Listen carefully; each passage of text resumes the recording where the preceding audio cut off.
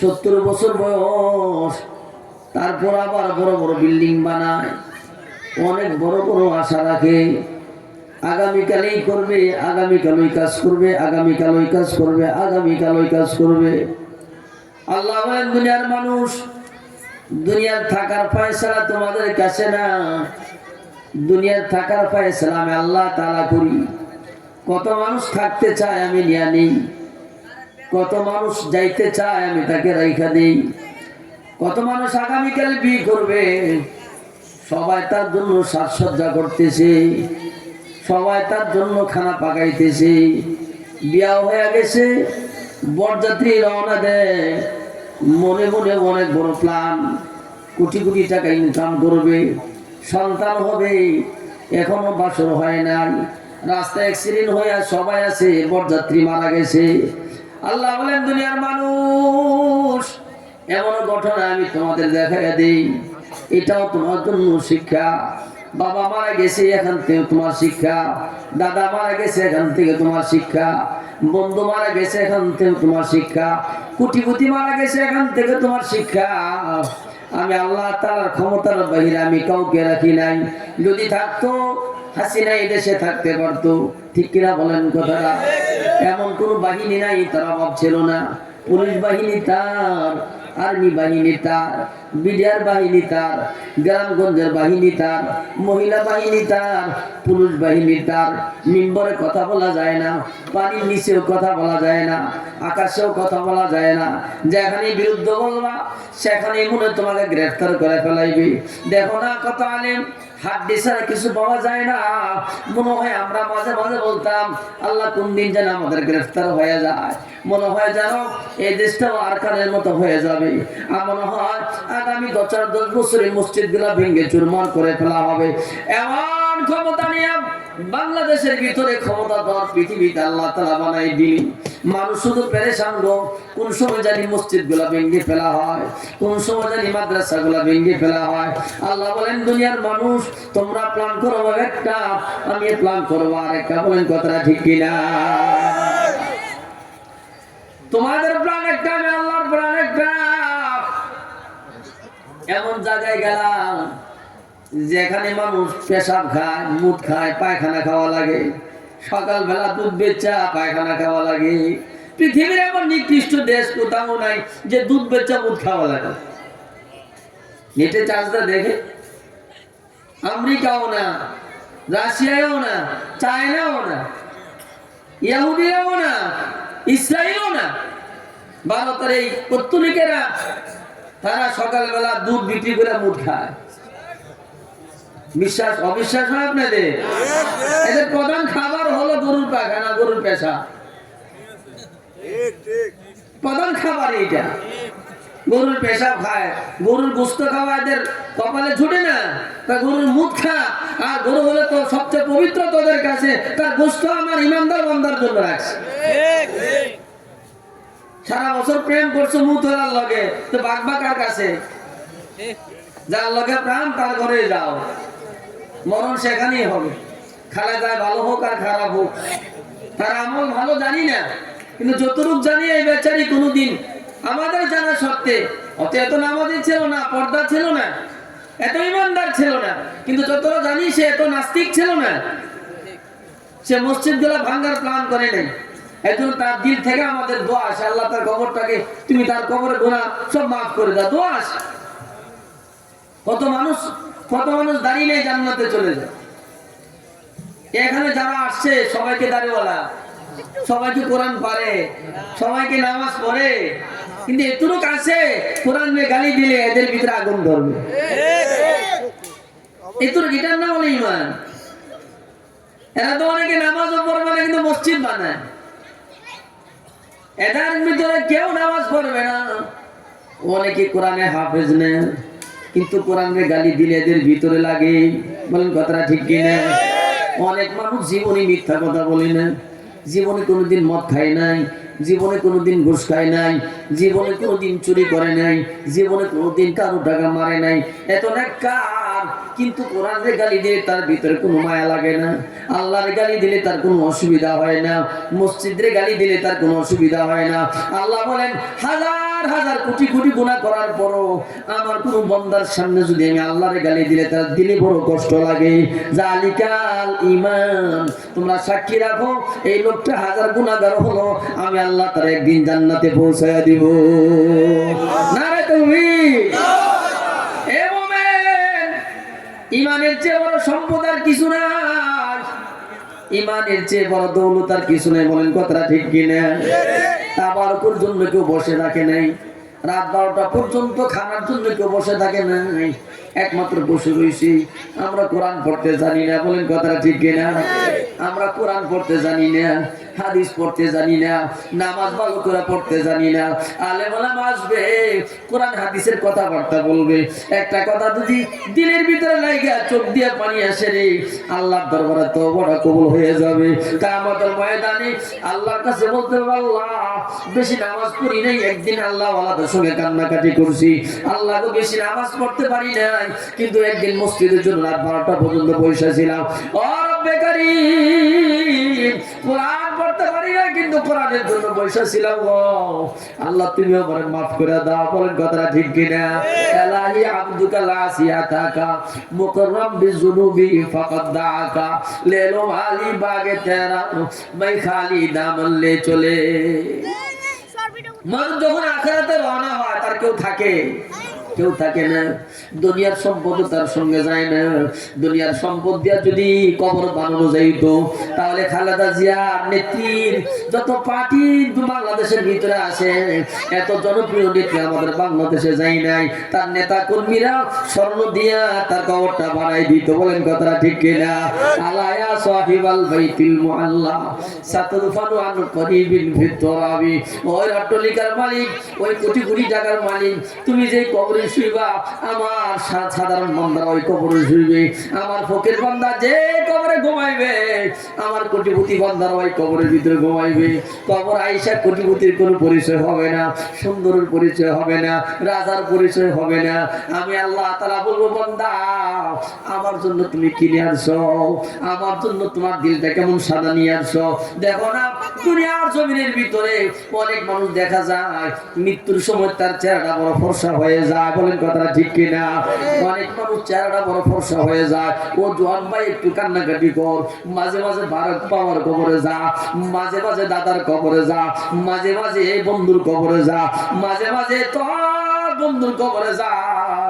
একসাথে চলাফেরা করতে বন্ধু কবরে চলে গেছে। বলেন কথাটা ঠিক কিনা?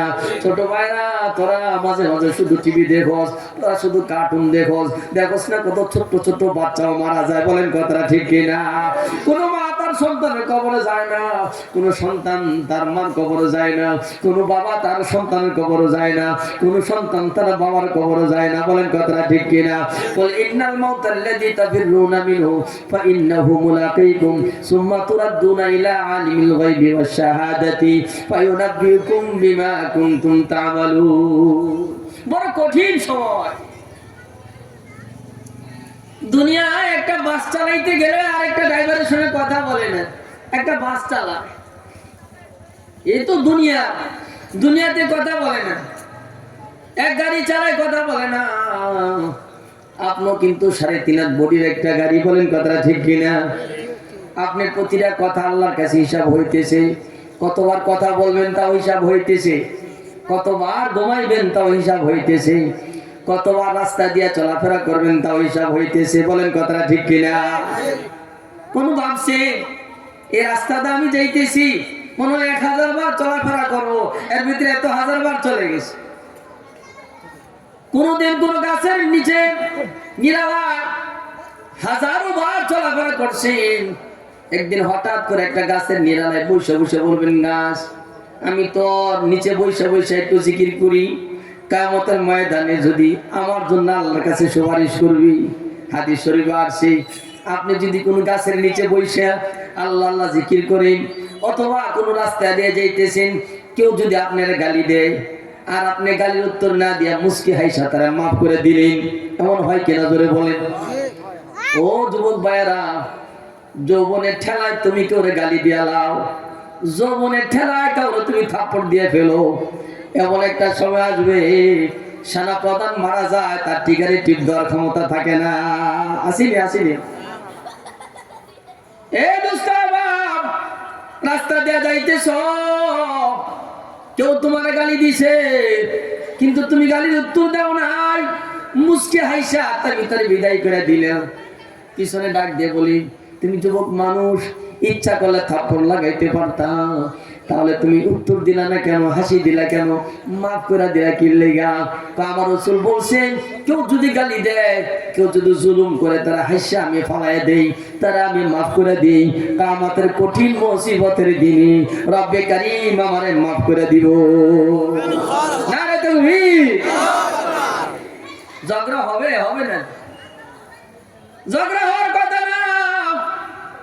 ওই পর্দার অন্তরালের মা, তোমরা যদি বেশি ঝগড়া লাগাই দাও, বলেন কথাটা ঠিক কিনা? বেশি বেশি ঝগড়া তোমরা লাগাই ফেলো, তোমাদের গলার ভিতরে কন্যা নাই, পত্রিকা লাগে না, তোমরা বেশি কথাগুলো প্রচার করে ফেলো, একটা কথা বানাই বানাই বেশি বেশি ফেলো। আল্লাহ পয়গম্বর নামাজ পড়ে মহিলাদের প্যান্ডেলের পাশ দিয়ে যায়, ডাক দিয়ে বলে, মহিলারা রে, জাহান্নামে গেলাম, তাদেরকে বেশি দেখলাম, পুরুষের চেয়ে মহিলারা জাহান্নামী বেশি। কেন গো ইয়া রাসূলুল্লাহ? কয়েকটা কারণ, এর ভিতরে একটাও কারণ, তোমরা কিন্তু স্বামীর অবাধ্য বেশি হও। একদিন, 2 দিন, 5 দিন, 10 দিন খাওয়ানোর পরও, 50 বছর সংসার করার পরও একদিন যদি কোনো কিছু না নে বলো, গোলামের সংসার করে শান্তি নাই। বলেন কথাটা ঠিক কিনা? এমন বহুত মহিলা পাওয়া যায়, নিজের স্বামীর সাইরা আরেকবার আল্লাহকে চলে জায়গা।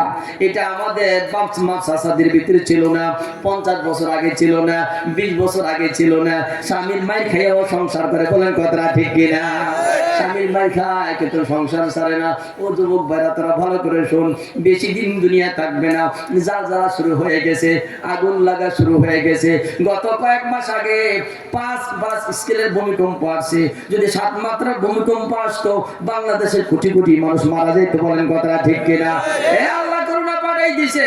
বাবার লাশ সন্তান দাফন করে না, সন্তানের লাশ বাবা দাফন করে না, মার লাশ সন্তান দাফন করে না, সন্তানের লাশ মা দাফন করে না। কেড়ে দাফন করছে? সরকার বলে করোনা রোগের স্পর্শ করা যাবে না, ডাক্তার বলে করোনা রোগীর পাশে যাওয়া যাবে না। ওই গরিব ইমাম সাহেব ডাক দিয়ে বলে, না, করোনা দেওয়ার মালিক আল্লাহ, মরণ দেওয়ার মালিক আল্লাহ।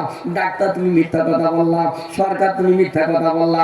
যার করোনা হয়েছে, আমার রাসূল বলে গেছে, কারো যদি মহামারী আল্লাহ পাঠায় দেয়, কাউকে আল্লাহ রোগ পাঠায় দেয়, আরেকজন লোক যদি তাকে যায় সেবা করার জন্য, আল্লাহ রাসূল বলেন, কয় না, তোমার উপরে আল্লাহ যদি লেখা না রাখে, তোমার কোনোদিন রোগ হবে না। বলেন কথাটা ঠিক কিনা? ডাক্তার বলছে করোনাকে ধরা যাবে না, সরকার বলে করোনা ধরা যাবে না, বিশ্ব স্বাস্থ্য সংস্থা তারা বলে না, করোনা এমন বড় ভাইরাস, এদেরকে ধরা যাবে না, দল্ল করোনা হয়ে যাবে। আমি সুলাইমান বহুত করোনা রোগীর আমি এইভাবে হাত বুলাই দিয়েছি, তার জন্য দোয়া করে দিয়েছি, আমার তো করোনার ভয় নাই। খোদার কসম করে বলি, যখন করোনা রোগী মারা যাওয়ার পরে মা সন্তানের কাছে যায় না, সন্তান মার কাছে যায় না, তখন ইমাম সাহেবরা রোগীটারে দোয়া কবরের যাত্রা করাই দিয়েছে। বলেন কথাটা ঠিক কিনা? এর দ্বারা প্রতীয়মান হয় যে আলেম ওলামারা দুনিয়ার মানুষ সব ছেড়ে দেওয়ার পরও তোমার পাশে দাঁড়ায় থাকে। কিয়ামতের কঠিন মুসিবতের দিনে, ইয়াউমা ইয়াফিরুল মারউ মিন আখিহি ওয়া উম্মিহি ওয়া আবিহি ওয়া সাহিবাতিহি ওয়া বানি, যেই দিন কিয়ামতের ময়দানে মা তার সন্তানের পরিচয় দিবে না, সন্তান তার মার পরিচয় দিবে না, ভাই পরিচয় দিবে না। সূর্যটা সোয়া উপরে চলে আসবে, জমিনটা তামা হয়ে যাবে, বাতের মারগুলা যেমন টকবক করতে থাকে, মানুষের মগজগুলা টকবক করতে থাকে। 50,000 বছর লম্বা হয়ে যাবে, মানুষ বলে বয়স হয়ে যাবে। দেখলে না, তোর ভূমিকম্প হয়েছে রে, মানুষগুলা দৌড়াদৌড়ি শুরু করে দিছে। বলেন কথাটা ঠিক কিনা? আল্লাহর যে ক্ষমতাবান কেউ নাই এ দুনিয়ার ভিতরে। ইমাম সাহেব যেভাবে তোমাদের পাশে দাঁড়াইছিল, আলেম ওলামা যেভাবে তোমার পিছনে দাঁড়াইছিল, খোদার কসম করে বলি, ওই কিয়ামতের কঠিন মুসিবতের দিনও তোমরা যদি আলেম ওলামার পাশে যাও, হুজুর আমি না আপনার সালাম দিছিলাম, মানুষরা আপনার গালি দিছিল, আমি না আপনার পক্ষে কথা বলছিলাম, আপনারা না মসজিদে মানুষে গালি দিতে আসছে, আমি আপনার পক্ষে কথা বলছিলাম, আমি না আপনি পিছনে নামাজ পড়তাম, আমি না পিছনে আপনি সুনাম গাইতাম। ইমাম সাহেব বলকে, হা যাও, চলো আমার সঙ্গে চলো। কোথায় যাবা? তুমি কি জাহান্নামী? কয় হা, চলো আমার সঙ্গে চলো। রাসূল রাসূলের দরবারে নিয়ে যায়, যা বলবি ইয়া রাসূলুল্লাহ ইয়া হাবিবাল্লাহ, এই ছেলেটা আমাকে সাপোর্ট করেছে একমাত্র তুমি রাসূলকে মহব্বতের কারণে। এ আল্লাহ, এই লোকটা আমি ইমানকে সাপোর্ট করেছে একমাত্র কোরআনের কারণে, আল্লাহ তুমি তাকে মাফ করে দাও। আল্লাহ রাসূল তাকে হাউজে কাউসারের পানি পান করাই দেবে, জান্নাতে যাওয়া পর্যন্ত আর পিপাসা লাগবে না। বলেন সুবহানাল্লাহ। পুরা পরিবেশটাই খারাপ, কোথায় মরম লাগাবে? আজকাল স্ত্রী স্বামীকে মানে না, স্বামী তার স্ত্রীকে মানতে চায় না। বলেন কথাটা ঠিক কিনা? মানতে চায় না। 30-40 বছর আগে তাকাই দেখেন মানুষ, আমার দাদি বলছে একজন মহিলার কাপড় দিয়া 10 জন মহিলার বিয়ে শাদী হয়েছে। বলেন কথাটা ঠিক কিনা? জানেন তো, এই যে বুড়ারা জানে, একজন মহিলার কাপড় দিয়ে 10 জনের বিয়ে শাদী হয়েছে। আমরা ছোটবেলা বড় ভাই হাফ প্যান্টটা ছোট ভাই সেলাই করে পরে, বাবার কাপড়টাও সেলাই করে পরে, শ্বশুর বাড়ি যায় জোতারা হাতে করে লইয়া যায়, কারণ কি জোতারা নষ্ট হয়ে যাবে। শ্বশুর বাড়ি যাওয়ার আগে একটু আগে জোতারা পাউডার ধুইয়া জোতা পরে শ্বশুর বাড়িতে যায়। মানুষ গরিব, কোনো চিন্তা নাই, বাঙ্গা ঘরে ঘরে থাকে, কোনো চিন্তা নাই। সকালবেলা পান্তা ভাত খায়, দুপুরবেলা শাক দিয়ে খায়, রাত্রেবেলা খায় না খায় ঘুমায় যায়। ঈদের দিন যাবে, ছেঁড়া কাপড় সিলাই করে করে ঈদের ময়দানে দৌড়ে যাইতেছে। সন্তান ডাক দিয়ে বলে, মা পাশের বাড়ির বন্ধু তো নতুন কাপড় পরে যাবে গো, আমার তো নতুন কাপড় নেই। মা ডাক দিয়ে বলে, তোর বাবা হালাল কাপড়, তোর বাবা হালাল টাকা ইনকাম কইরাম, সিরা কাপড় পরে আমাদেরকে চল রে বাবা, সিরা কাপড়টা আমি হালাল পয়সার সুই দিয়া সিলাই করে দিলাম। দুনিয়ার মানুষ দেখুক আর না দেখুক, আসমান মালিক আল্লাহ তোর দিকে তাকায় থাকবে। বলেন সুবহানাল্লাহ। মানুষের কোনো চিন্তা নাই। প্রতি বছর বৈশাখ মাস আসলে বর্তমানে ঘরগুলা শুধু নড়াচড়া করতো। বলেন কথাটা ঠিক কিনা? ঘর নড়াচড়া করে, ছোট বাচ্চাও জিকির করে, বড় বাবুরাও জিকির আজকার শুরু করে দেয়। আল্লাহর কাছে দোয়া করে, আল্লাহ তুমি যদি হেফাজত না করে, হেফাজত করার কোনো মালিক নেই। বলেন কথাটা ঠিক কিনা? যত আযাব এত আল্লাহকে ডাকি। প্রতি বছর বাসগুলো পাল্টায়, মা সন্তানদেরকে বুঝায়, সন্তান মারে বুঝায়, ছোট ভাইকে বড় ভাই বুঝায়। এই যে ভাঙ্গা ভাঙ্গা ঘর, কারণ কি জানুন কি না, এখানে বেশি দিন থাকার জন্য না। কোথায় গো আমার আসল ঘর? আসল ঘর হলো আমার কবর। বলেন কথাটা ঠিক কিনা? মা তার সন্তানকে বুঝায়, সন্তান তার মারে বুঝায়। ও মা গো, দেখছো না ছোট্ট বাচ্চা কোরআন শরীফ পড়তে পারে, ডাক্তার কোরআন তেলাওয়াত করতে পারে, ইঞ্জিনিয়ার কোরআন শরীফ তেলাওয়াত করতে পারে, বড় প্রফেসর কোরআন শরীফ তেলাওয়াত করতে পারে। তখনকার মানুষেরা স্কুলে পড়ে কিন্তু বেপরদা হয় না। বলেন কথাটা ঠিক কিনা? মহিলাদের স্কুল আলাদা, পুরুষের স্কুলগুলো আলাদা। কেমন সুন্দর এক জমানা ছিল। ও জমানা মুআজ্জিসতে হামিলে কোরআন হুকার, হামজলিল খারহু রাহে তারেকে কোরআন হুকার। মনে করিস না আমি 20,000 টাকা কামাই, আমার বউ 50,000 কামায়, এক ভাই 1 কোটি টাকা কামায়। এই কথা কোনোদিন মনে করিস না। বেশি কামাবি, দিন যদি না থাকে এই কামানো তোকে জাহান্নামে বানিয়ে দিবে। বলেন কথাটা ঠিক কিনা? গরিব হইলে আল্লাহকে ডাকবি, গরিব মানুষ আল্লাহকে ডাকে বেশি, পয়সা হলে আল্লাহকে ভুলা যায়, এটাই বেশিরভাগ মানুষের কাজ। বলেন কথাটা ঠিক কিনা? দুঃখ পাইছো, আল্লাহকে ডাকনে দেও উপায় নাই। মা মারা গেছে, কবরে না রেখে তোমার কোনো উপায় নাই। সন্তান মারা গেছে, কবরে না রেখে তোমার উপায় নাই। গরিব হও আর ধনী হও, তোমাকে বলতে হবে ইন্না লিল্লাহি ওয়া ইন্না ইলাইহি রাজিউন। কিন্তু পয়সা হওয়ার পরে মানুষ নামাজ পড়তে পারে না। পয়সার কারণে একটু আগে নামাজ পড়ছে, পয়সা হয়েছে এখন নামাজ ভুলে গেছে। বলেন কথাটা ঠিক কিনা? এ দোস্ত, গরিব আফসোস করো না, কারণ কি পয়সা তোমার সঙ্গে যাবে না। মানুষ বন্ধু বন্ধুরে বুঝাও, ভাই ভাইরে বুঝাও, স্বামী স্ত্রীকে বুঝাও, এক বন্ধু আরেক বন্ধুরে বুঝাও, বন্ধুরে তুই আগে যদি আমার আগে মারা যাস, আমি তোর আগে মারা যাই, তুই কিন্তু প্রতিদিন সূরা ফাতিহা পড়ে আমার কবরে পাঠাই দিস। পারবো কিনা? ইনশাআল্লাহ পারবো তো। কারা কারা সূরা ফাতিহা পড়তে পারে? নারে তাকবীর, নারে তাকবীর। এ দোস্ত, এমন একটা সময় আসবে, বেশি দিন না, হাজার হাজার মানুষের ভিতরে সূরা ফাতিহা পড়ার মতো লোক থাকবে না। আসবে অচিরে আসবে। দেখেন বুড়া মোবাইল চালায়, ছোট বাচ্চা মোবাইল চালায়, আসেনি ছোট বাচ্চা মোবাইল চালায়। বাবা যা কোটি কোটি টাকা ইনকাম করিস, কেমনি ইনকাম করবি? হালাল হারামের কোনো পাতা নেই। হালাল ইনকামের কথা কেউ বলে না। টাকা কামা, টাকা কামা, টাকা কামা। এই টাকা নিয়েই তো কবরে যা। হযরত ঈসা নবী, অসুবিধা হইতেছে আপনাদের? ঈসা পয়গম্বর ছুটলেন, 3টা রুটি নিছে, কর্মচারীকে সহকারে নিছে, একটু পরে রুটি খাবে, দুইটা রুটি পাওয়া যায়, একটা রুটি পাওয়া যায় না। কর্মচারী খাইলেছে গোপনে, ডাক দিয়ে বলে, কর্মচারী আমার গোলাম আরেকটা রুটি কোথায়? হুজুর জানি না, মিথ্যা কথা বলতেছে, আমি জানি না। কয় জানবি না? আমি তো নবী, আল্লাহ তো আমরা জানাই দিছে, বল কে খাইছে? আমি জানি না। ঈসা পয়গম্বর যাইতেছে রাস্তা দিয়া, একটা সুন্দর একটা বড় নদী, পার হওয়ার কোনো নৌকা নাই, কোনো রাস্তাও নাই, কোনো যানবাহন নাই, নৌকা পার হবে কি দিয়া, নদী পার হবে কি দিয়া? ঈসা পয়গম্বর একটা গাছকে বলেন, এই গাছ আয়, আল্লাহর হুকুমে আমাদের পার করে দিই। গাছটা নিজে নিজেই একটা নৌকা হয়ে আল্লাহর হুকুমে ঈসা পয়গম্বরকে পার করার পরে আবার নিজে নিজে গাছ হয়ে গেছে।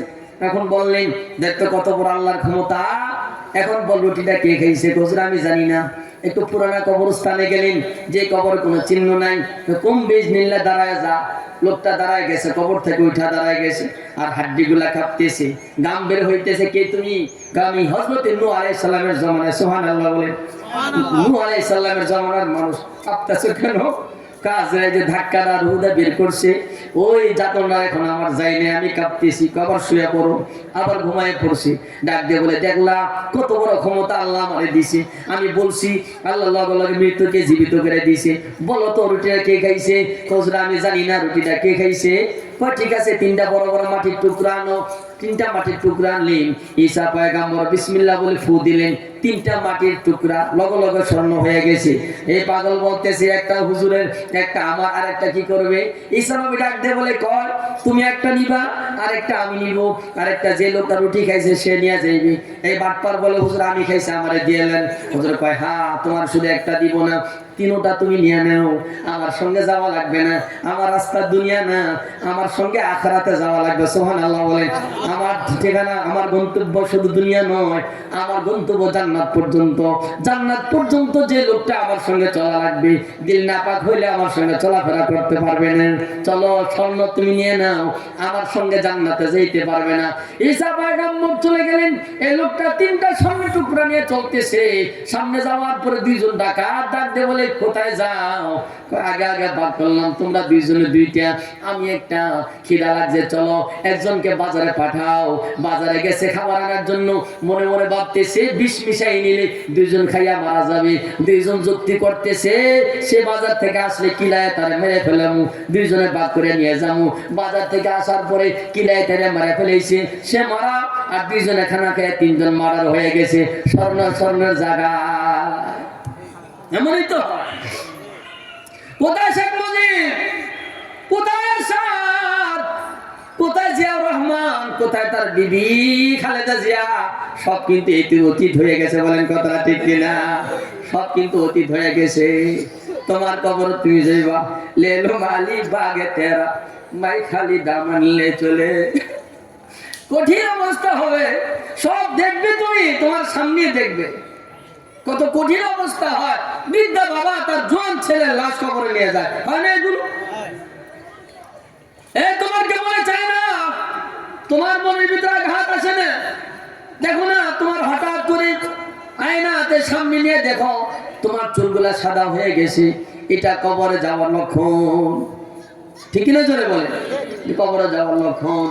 লেলো মালি বাগে তেরা, मैं খালি দামান লে চলে। এই যে আল্লাহর রহমত, আমরা এখানে আল্লাহর কালামের বয়ান করতে পারি। এমন বহু জায়গা আছে যেখানে কোরআন পড়া যায় না, আজান দেওয়া যায় না, মসজিদে যাওয়া যায় না, এমন সেখানেও তারা কোরআনে হাফেজ, সেখানেও তারা কোরআন পড়ে পড়ে সিনাকে আল্লাহর কোরআন দিয়ে জ্বালায় রাখে। আমরা তো বড় সহজে কোরআন পড়তে পারি, আমরা মাহফিলে যাওয়া লাগে না, এমনি মাহফিলের আওয়াজ আল্লাহ আমাদের কানে পৌঁছায়। শুকরিয়া আদায় করেন। যদি শুকরিয়া আদায় না করেন, আল্লাহর কোনো ক্ষতি নাই। সারা দুনিয়ার মানুষ জাহান্নামে গেলে আল্লাহর কোনো ক্ষতি আছে? আল্লাহর কোনো ক্ষতি আছে? আল্লাহর কোনো ক্ষতি নাই। আল্লাহর কোনো ক্ষতি নেই। নিজের ইমান বাঁচান, বড় কঠিন সময় আসবে, এসো আসবেন না তো আসা দরকার নাই।